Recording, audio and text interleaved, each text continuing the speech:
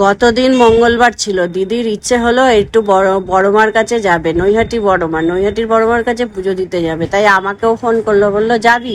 আমি দেখলাম হ্যাঁ ভালোই তো, তাহলে আমারও পুজো দেওয়া হবে। পুজো দেওয়া হয়ে গেল লাইন দিয়ে, আবার আরতিরও আলাদা লাইন হয়েছে। এই যেটা হচ্ছে পুজোর প্রসাদ, ফুল আর মিষ্টি কিনে পুজো দিয়েছিলাম। ধূপ মোমবাতি জ্বালানোর মানে জ্বালাতে দেয় না ওখানে, ওই জন্য একটু অসুবিধা হয়েছে। ধূপ মোমবাতিটা ওখানে দিয়ে দিয়েছি মায়ের নামেই, ওখানে ওনারাই জ্বালিয়ে দেবে।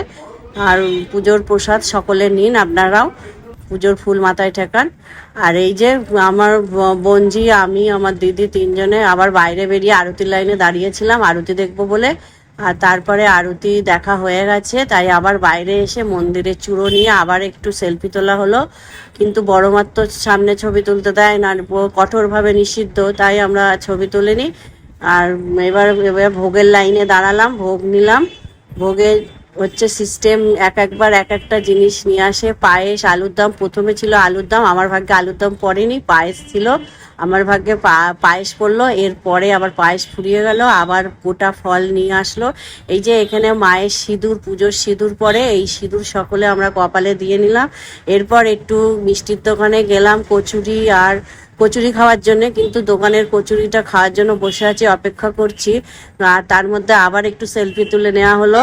কচুরি ভাজছে ওদিকে, আর এই ছোলার ডাল, তার সঙ্গে নাকি ছোলার ডাল দেয়। তা মানে কচুরি আর ছোলার ডালটা নিলাম হাতে, কিন্তু দেখছি ছোলার ডালটা কেমন কর্নফ্লাওয়ার দিয়ে একটু পাতলা পাতলা ন্যানলানের মতো, আমার ঠিক ভালো লাগছে না, তাই আবার একটু বসে আছি।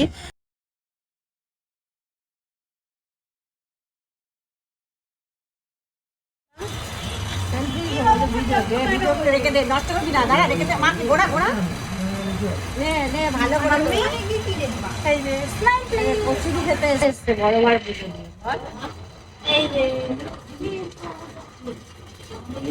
ছোলার ডাল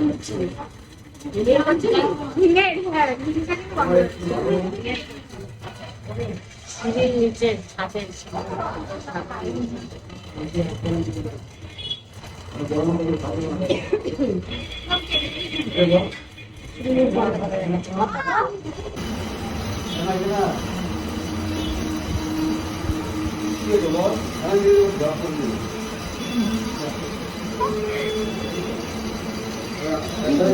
তুমি খাচ্ছ সেটা খাবে না, তুই কি ভালো লাগছে? ভালো লাগছে, লাগছে মনে হয়